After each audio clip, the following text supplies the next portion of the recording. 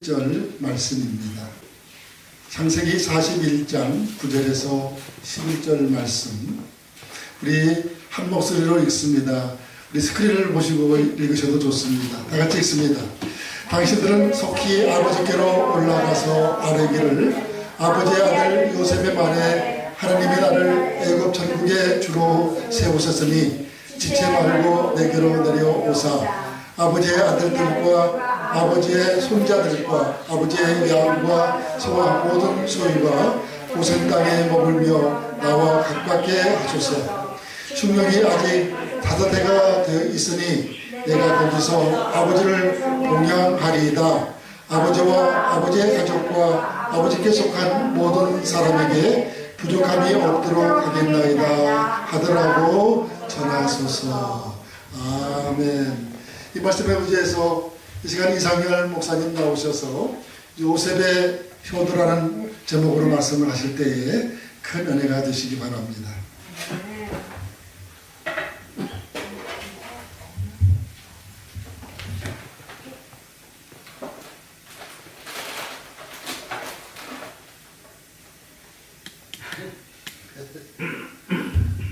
감사합니다. 코로나 때문에 정말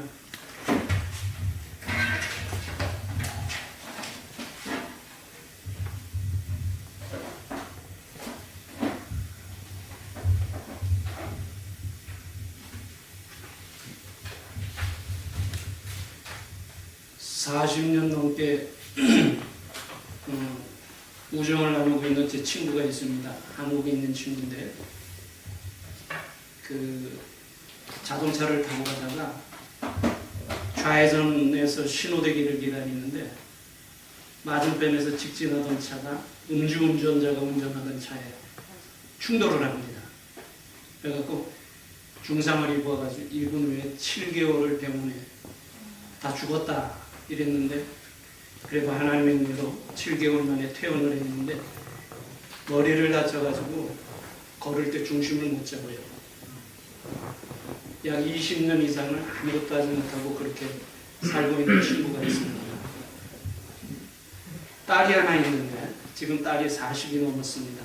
근데 결혼도 안 하고 지극정성으로 부모님을 돌봐요. 3년 전에 한국에 나갔을 때 그 친구 집에 5명의 저희 친구들이 방문한 적이 있습니다. 그랬더니 그 친구 부인이 이런 말을 하더라고요. 우리 같은 부족한 부모에게서 어떻게 저런 딸을 주셨는지, 여태까지 20년 이상 부모를 공경하며 결혼도 안 한 채 공경하면서 불평이나 원망을 할 법도 없는데 한 번도 하는 것을 듣지 못했다. 야, 요새도 그런 자녀들이 있구나. 그런데 그 딸아이는 그 엄마를 본받은 거 아닌가 싶습니다. 그 엄마가 그런 말을 하더라고요. 자기 결혼해서 40년이 지났는데 남편이 밖에 그냥 편안하게 들으세요, 여자분들. 밖에 나가서 식사하는 거 외에 집에 계실 때 그럴 때는 하루 삼시세끼 찬밥을 내놓은 적이 없답니다. 꼭 따뜻한 밥을 해갖고 봉양을 했다는 거예요. 그랬더니 제 친구가 옆에서 듣고 있다. 그건 그래, 맞아. 그래서 그 딸아이가 그 어머니가 자기 아버지를 이렇게 섬기는 것을 보고 이렇게 효도하는 딸이 되지 않았나 그렇게 생각이 됩니다. 엘빈 도플러라는 사람이 있습니다. 그는 이미 오래전에 오늘 우리가 살아가는 이 시대는 가정의 위기를 맞는 시대가 될 것이다 이렇게 예언했습니다. 옛날 소련의 반체제 작가였던 솔제니친이 이런 말을 했습니다. 공산주의가 망한 이유 중에 하나는 가정의 중요성을 무시했기 때문이다. 가정의 중요성을 무시했기 때문이다. 하나님은 인간을 2가지 요소로 창조하셨습니다. 육신과 영혼이죠. 그래서 2가지 공동체를 주셨습니다. 가정과 교회입니다. 그래서 교회만큼 가정이 중요하고 가정만큼 교회가 중요하다는 것을 기억해요. 근데 제가 어렸을 때는, 여러분은 어떤지 모르겠습니다만, 제가 어렸을 때는 가정보다 교회가 더 중요하다. 그것도 훨씬 비교할 수 없을 정도로 중요하다. 그렇게 교육을 받고 자랐는데, 지금 보니까 그렇지 않더라고요. 가정만큼 교회가 중요하고, 교회만큼 가정이 중요하다. 하는 것을 알아야 될 줄 압니다. 우리 모두는 우리들의 자녀들에 대해서는 부모이지만, 우리들이 부모님에 대해서는 자녀입니다. 그래서 부모라는 권리적 책임도 있지만 자녀라는 의무적 책임도 가지고 있다.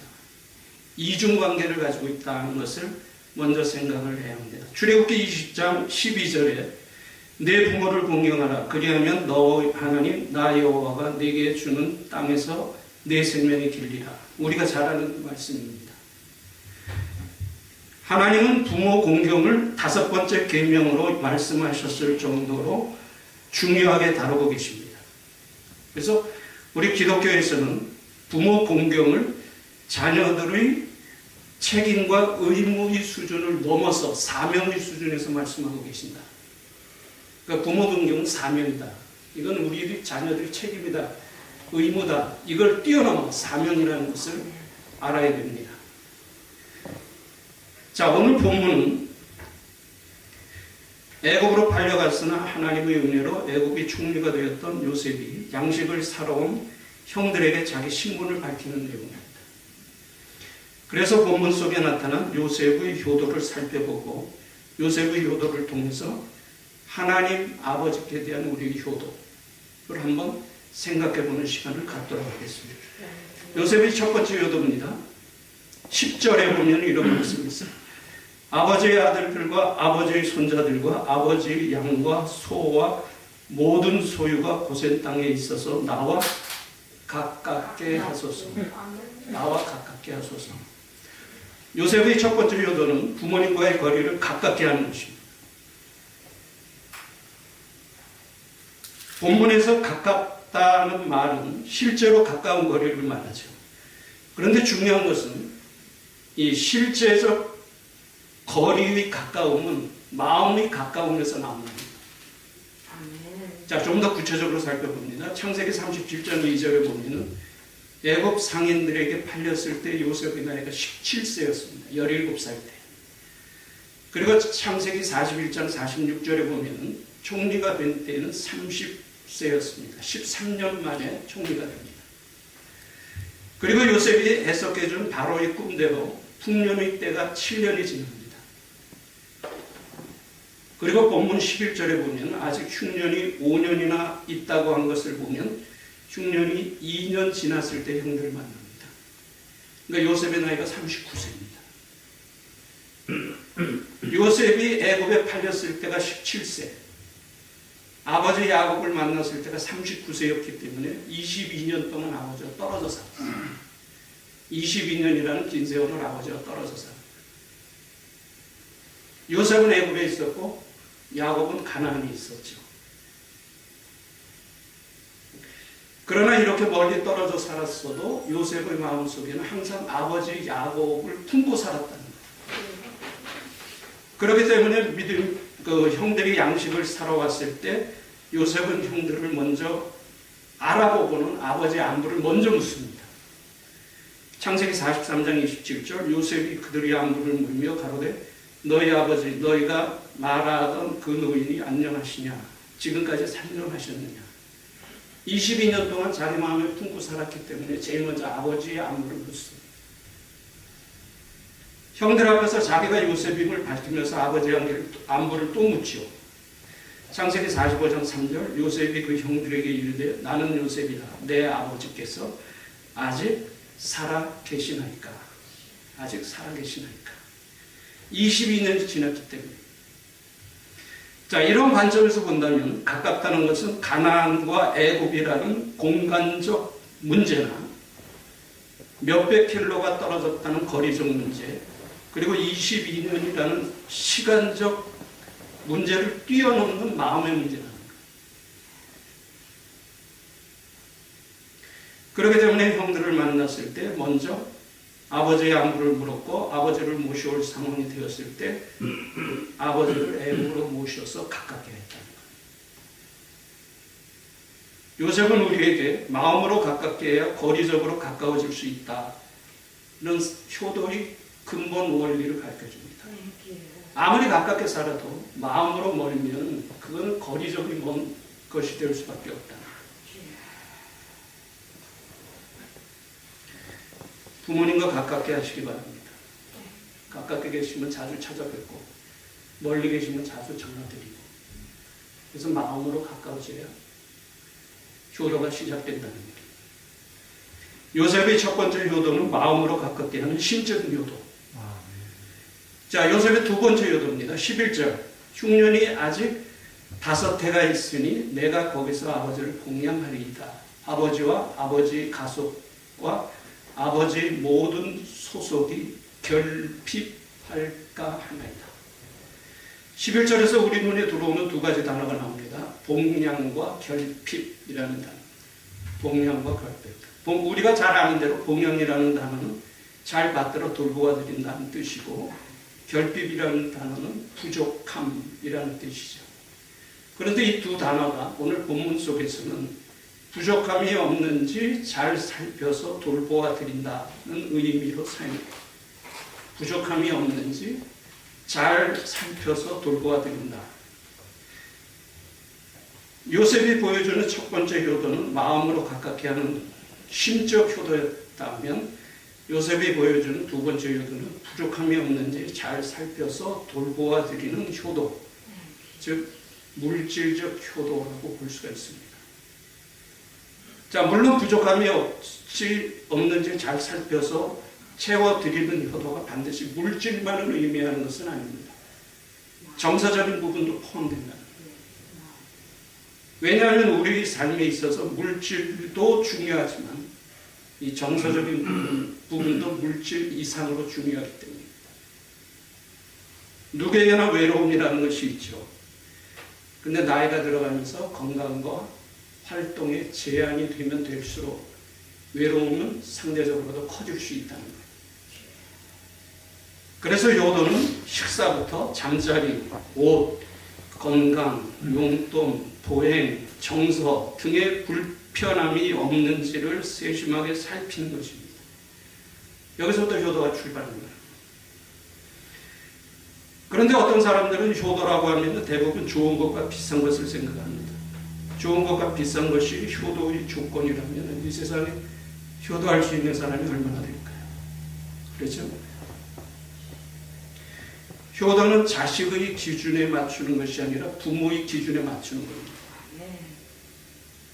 최고의 것이 아닌 평범한 것이라도 진정으로 부모님께 감사하고 부모님을 위하는 마음이 들어있다면 그것이 최고의 효도가 될 수 있다는 거예요. 그런데 요셉은 아버지만 봉양한 것이 아니라 자기를 미워하여 애굽에 팔았던 형들의 가족, 즉 조카들까지도 잘 돌보아 주었습니다. 창세기 47장 12절 그 아비의 형들과 아비의 온 집에 그 식구를 따라 식물을 주어 공개하였더라. 창세기 50장 21절 내가 당신들과 당신들의 자녀를 기르리이다 하고 그들을 간곡한 말로 위로하였다. 요셉은 선으로 악을 갚은 대표적인 사람입니다. 여기서 우리는 하나님께서 요셉을 쓰셨던 훌륭한 신앙인격을 볼 수가 있죠. 우리가 신앙생활하면서 잘 분간하지 못하는 것이 있습니다. 그래서 내가 하나님의 일을 한다는 것하고 하나님이 나를 쓰신다는 것하고는 전혀 다른 문제입니다. 그런데 많은 사람들이 내가 하나님이 일을 하는 것하고 하나님이 나를 쓰신다는 것하고 구분을 잘 못하는 것 같아요. 이건 분명히 다른 겁니다. 우리는 내가 하나님의 일을 하는 것도 중요하지만 하나님이 나를 기쁘게 쓰시는 것이 더 중요하다. 이쪽에다 초점을 맞추고 신앙생활을 해야 합니다.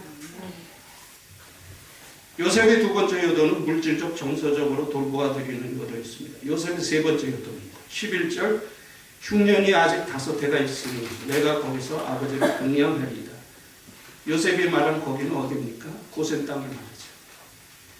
창세기 46장 34절에 이런 말씀이 있습니다.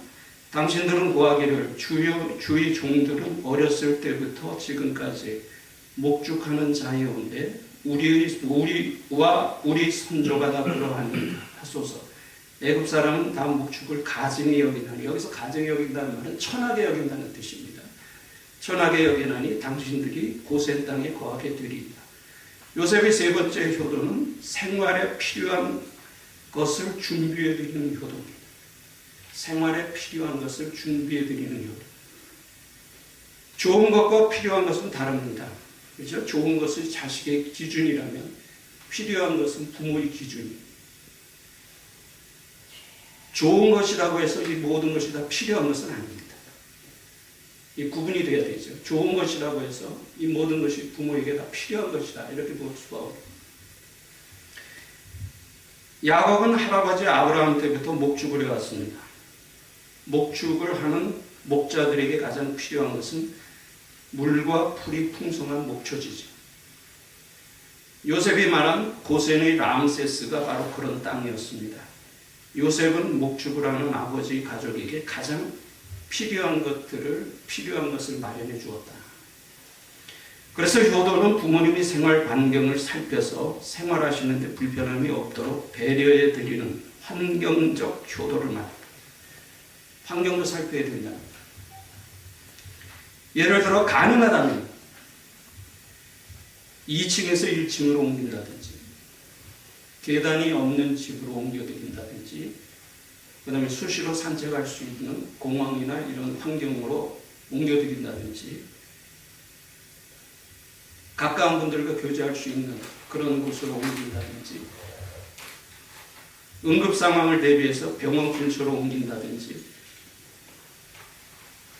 목욕실, 화장실, 목욕실에서 자주 나오죠.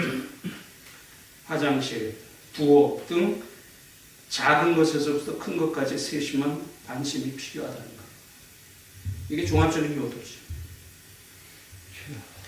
그래서 요셉의 효도를 정리하면, 첫째, 공간과 거리와 시간을 뛰어넘는 마음으로 가깝게 하는 심적 효도. 두 번째, 부족한 것이 없는지 살펴서 돌보아드리는 물질적 정서적 효도.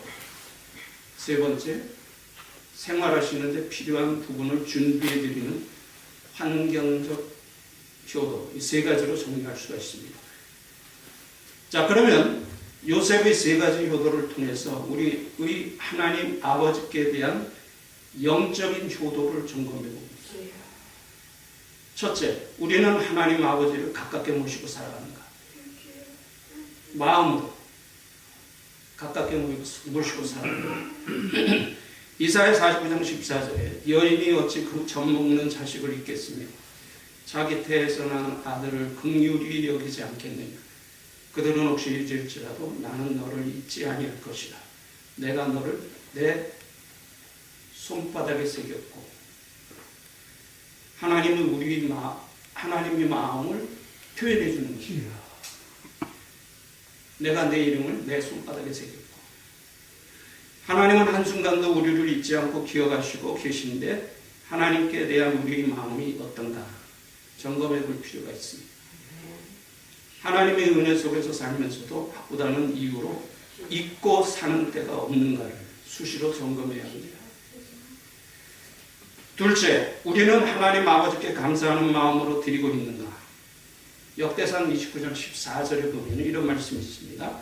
나와 나의 백성이 무엇이란데 이처럼 즐거운 마음으로 드릴 힘이 있었나이까? 모든 것이 주께로 말미암았사오니 우리가 주의 손에서 받은 것으로 주께 드렸을 뿐입니다. 주의 손에서 받은 것으로 주께 드렸을 뿐입니다. 우리는 우리 건강, 물질, 지식, 재능, 환경, 은사, 이 모든 것이 하나님께로부터 왔다고 고백합니다. 자, 그러면 다윗의 고백과 같이 하나님께로부터 받은 것, 이런 것들을 통해 하나님의 영광을 위하면서 살아가고 있는가 점검해 볼 필요가 있습니다.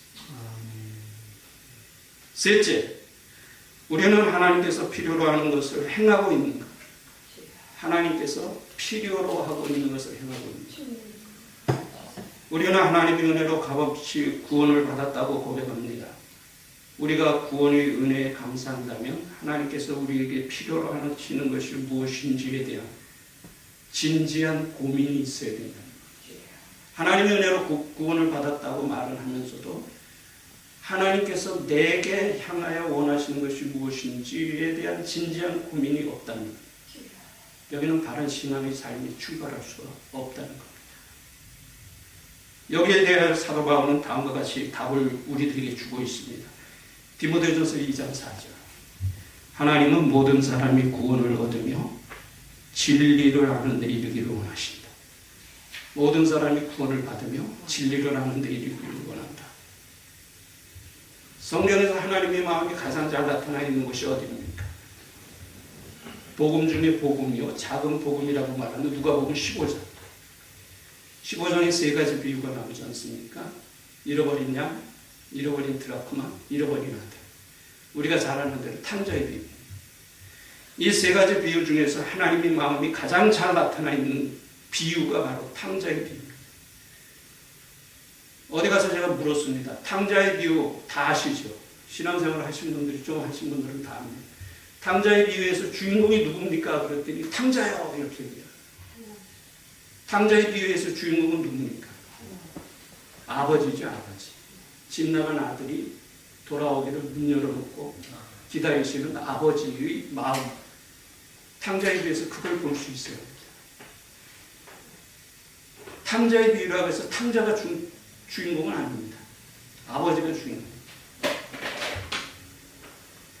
자, 하나님은 말씀만 그렇게 하신 것이 아니라 실제로 보여주셨죠. 사도행전 10장에 보면 우리가 잘 아는 고넬료의 사건이 나옵니다.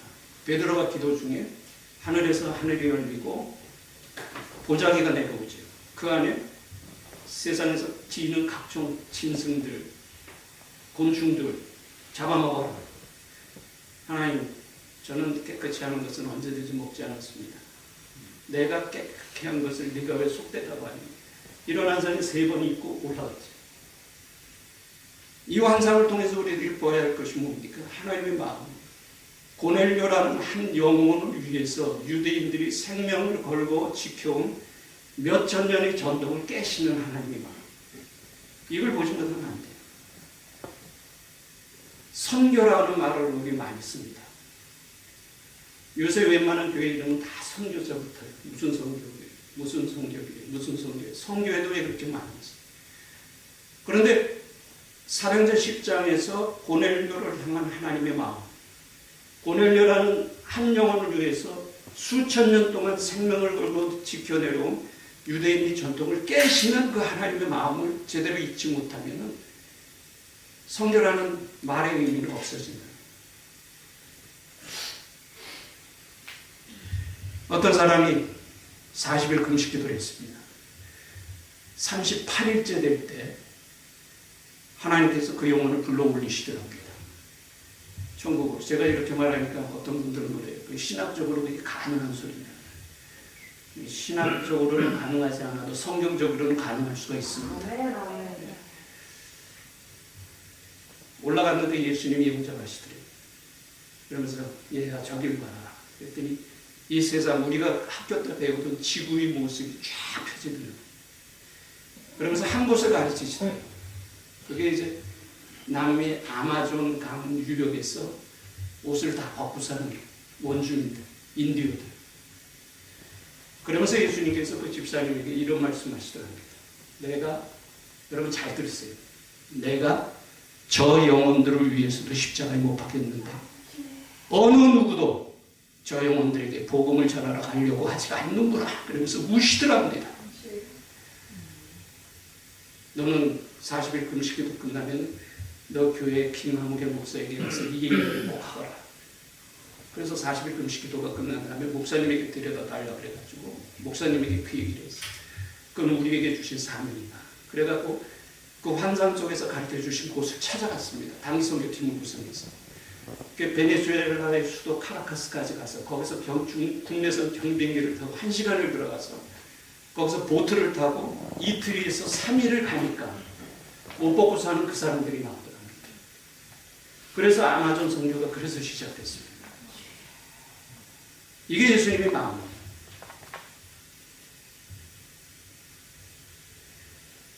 선교라는 것은 이러한 하나님의 마음. 고넬료라는 영혼 한 사람을 위해서 수천 년의 전통을 깨시는 하나님의 마음. 내가 저 영혼들을 위해서도 십자가에 못 박혔는데 어느 누구도 저 영혼들에게 복음을 전하러 가려고 하지 않는구나 하면서 우시는 그 예수님의 마음. 이 마음을 진정으로 느낄 때 선교가 시작된 겁니다. 근데 이런 하나님과 예수님의 마음을 진심으로 느끼는 그리스도인들이 얼마나 될까? 오늘 본문에서 요셉이 주는 효도의 교훈은 무엇입니까? 첫째, 가깝게 하는 것입니다. 마음의 효도. 마음으로 부모님과 가깝게 하십시오. 둘째, 봉양하는 것입니다. 물질적, 정서적 효도입니다. 자주 돌봐드리십시오. 셋째, 필요한 것을 준비해드리는 것입니다. 환경적 효도입니다. 불편함이 없는지 환경을 세심히 살펴드리십시오. 자, 그러면 요셉의 효도를 통해 본 하나님께 대한 영적인 효도는 무엇입니까? 첫째, 하나님 아버지와 마음으로 가깝게 하는 것입니다. 하나님의 마음과 우리의 마음이 하나가 되는 여기로부터 말씀 경청과 순종의 삶이 시작된다는 것을 기억해야 합니다. 둘째, 우리가 가지고 있는 것으로 하나님을 섬기는 것입니다. 우리가 쓰고 사는 모든 것은 하나님께로부터 온 것임을 우리가 기억해야 합니다. 셋째, 하나님께서 필요로 하시는 것을 이루어 드리는 것입니다. 하나님께서 가장 필요로 하시는 것은 영혼 구원이라는 사실을 절대로 잊으면 안 됩니다. 하나님이 가장 필요로 하는 것이 영혼 구원이라는 것을 잊어버린다면 거기는 진정한 신앙생활이 더 출발할 수가 없습니다. 열왕기상 3장 6절에 보면 이런 말씀이 있습니다. 솔로몬이 가로되 주의 종 내 아비 다윗이 성실과 공의와 정직한 마음으로 주와 함께 주의 앞에서 행함으로